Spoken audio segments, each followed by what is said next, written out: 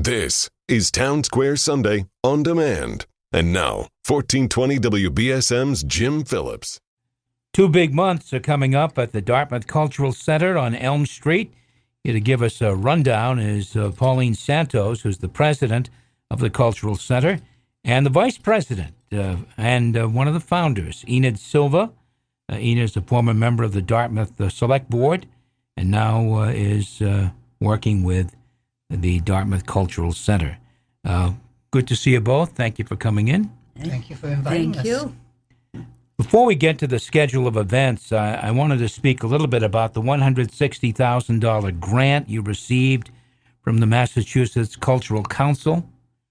That's a lot of money. I mean, it seems like usually they hand out $5,000 or $10,000 grants. You get a lot of money there. But this money, of course, is going to be used to upgrade the building. Now, your building is one of the oldest buildings in Dartmouth. It's the former Southworth Library, the first Southworth Library. That's right, 1889. But this is also a matching grant, so you have to match that $160,000. So how are we doing with that, Pauline? We're doing okay. Our grant person is out there, trying to get the monies. We went before the Community Preservation Committee. We're going to the Historical Committee. We're going to various different banks that, sound like they're willing to help us out, and private donations. So it's going. Okay. And Enid Silva, if you do raise the $300,000, $320,000, you'll be able to spend every bit of that money, won't you? I mean, the needs are there. Yes, because the building has to be secured so that we have a air conditioning system coming in the future. Heating system is going to be replaced. So everything there now has to come up to a different level so that we can continue and that the building can survive. So it's an inside-outside job, but not too much on the outside, because the outside has to be kept as a historic building, which we approve of highly. Is the building ADA That's the other big thing. That's part of the grant money needs to go there. Okay. We're looking for a lift. All right, so there's some pretty big jobs there on tap there. Yes. So clearly your work's cut out for you. Raising money is never easy in any climate, especially when raising $160,000. That's a lot of money. That's a lot of money. Yes. But good luck with it, and you are making some progress. You've had some donations of a serious nature. Yes. Okay. The Dartmouth Cultural Center, located, of course, in one of the oldest buildings in town. We mentioned that, and we wish you luck with that fundraising for sure. If people want to make a donation, how can they do that? They can go on our website and go right there and do the donation. They can mail a donation. Stop by when the doors open? Yeah, stop by when the doors are open. Sure. All right. On to some other things. You're generating a lot of interest with a series of environmental-related talks at the center. You have one coming up on July 13th, is that right? Yes, that's Mark Garrett.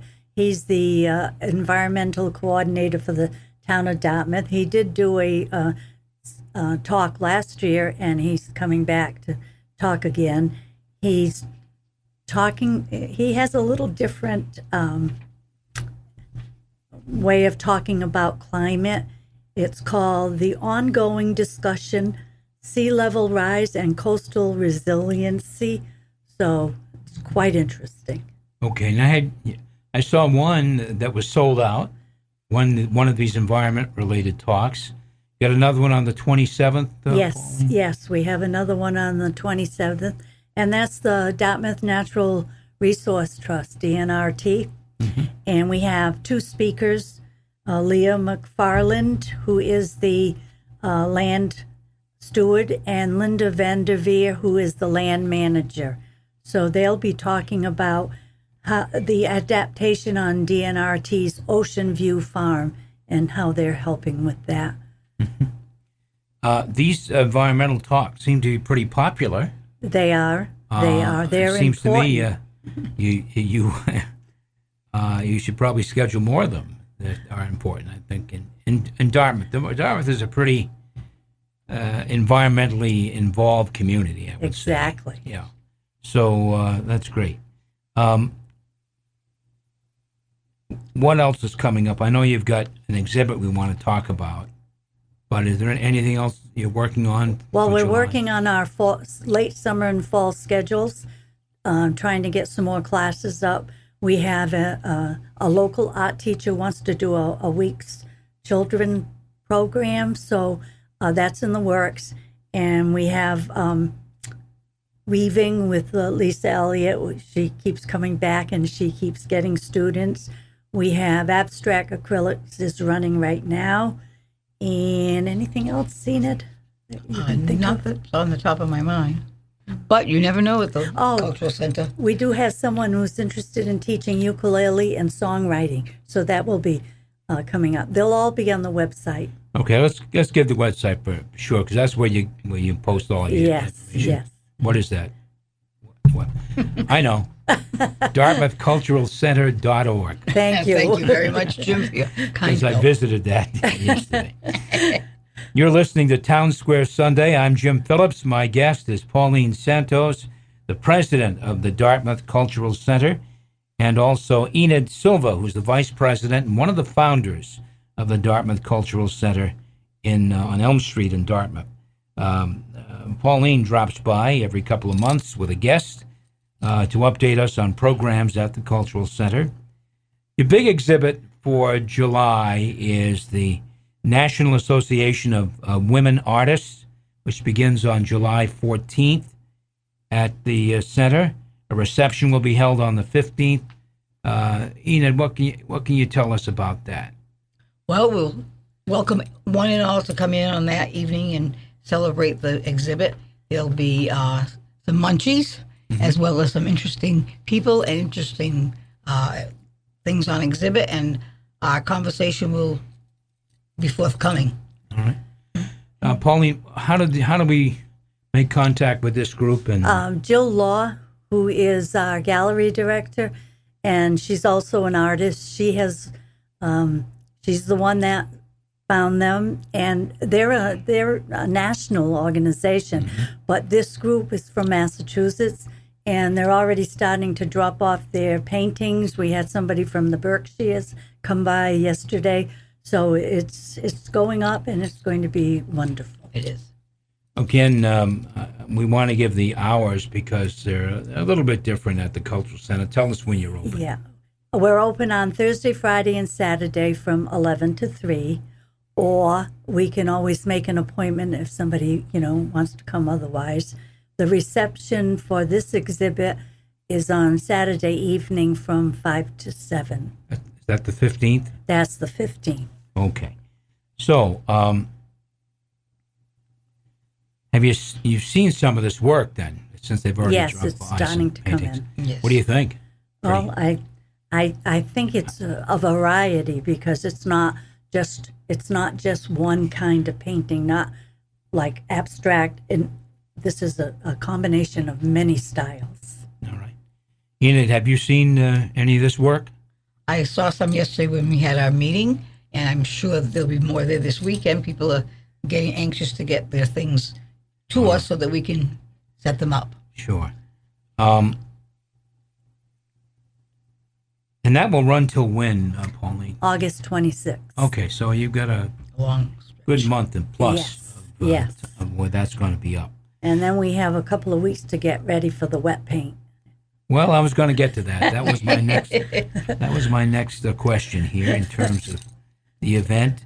Now we're really talking July and August today, but Yes. you can't have folks in from the Dartmouth Cultural Center without the wet paint event, which Right. is coming up in September, because you get a lot of people getting involved with the center, and that's really what you want. You want people to be in and out of there, and that's how that happens.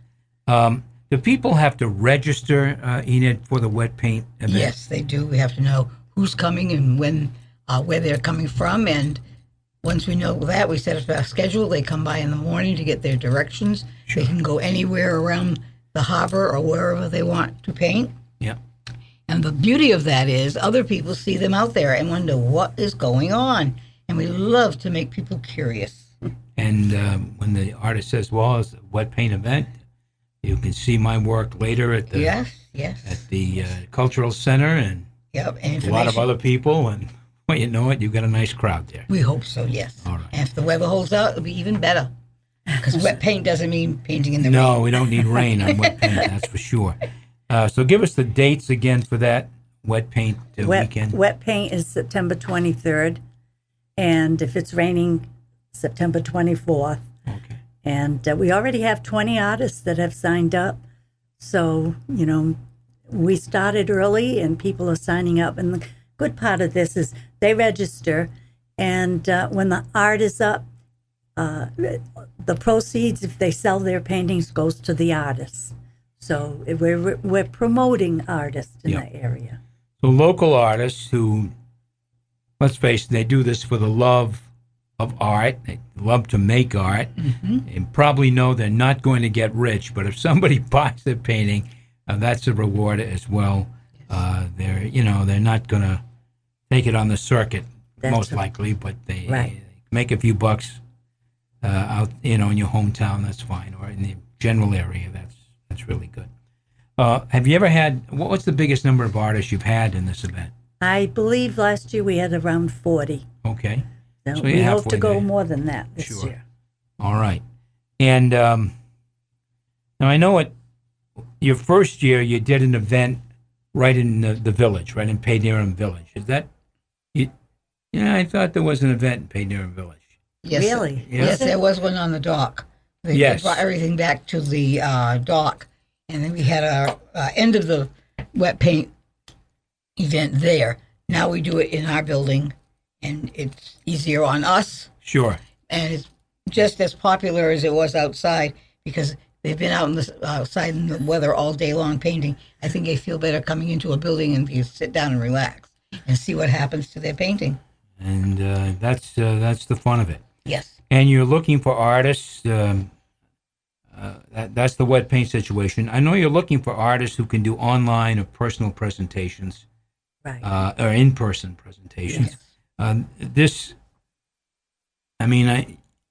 You've been asking for a while. Mm-hmm.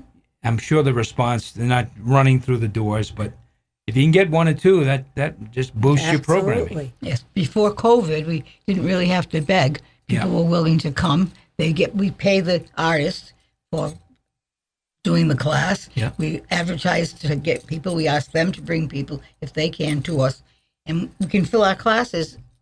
Then COVID came and the door shut for everybody, including us. Yeah. So we're back to crawling instead of walking, but we're not giving up the ship. No. Never. It's really very important to keep going because there's opportunities there. You've just got to find the right people to come in and do that. And either online or in person. If you're interested, you can either call the Dartmouth Cultural Center or visit their website. Is that right? Yes. DartmouthCulturalCenter.org. And again, as Enid has mentioned, the artists receive a stipend.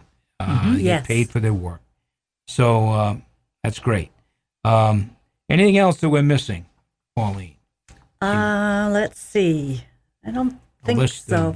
We do have, we will be having what we call fiber arts, and that's free, and it's going to be starting in August, I believe August 1st, and it's in the evening from 6 to 8, and it's for anyone that does any kind of weaving, sewing, anything like that, and they just want to get together with other people that are interested in doing that kind of work. So it's just a fun evening for people.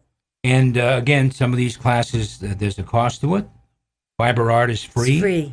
And like if you would plan to attend the wet paint presentation at the center in the late afternoon, that's a free event as well. So there's lots to do and see at the Dartmouth Cultural Center in July and August, and yes, in September as well. And we'll keep you up to date on that. My guests have been Pauline Santos, president of the Dartmouth Cultural Center, and Enid Silva, the vice president of the Cultural Center, one of the founders. Thank you both for coming in, and we'll see you in September. Okay, you're welcome. Thank you. That's it for Town Square Sunday. Thanks for listening, and thanks also to Mike Roberts and Tim Weisberg for their help in getting this program on the air and in our various social media sites. I'm Jim Phillips. Please join us next week for Town Square Sunday. Until then, have a great week and a wonderful Sunday.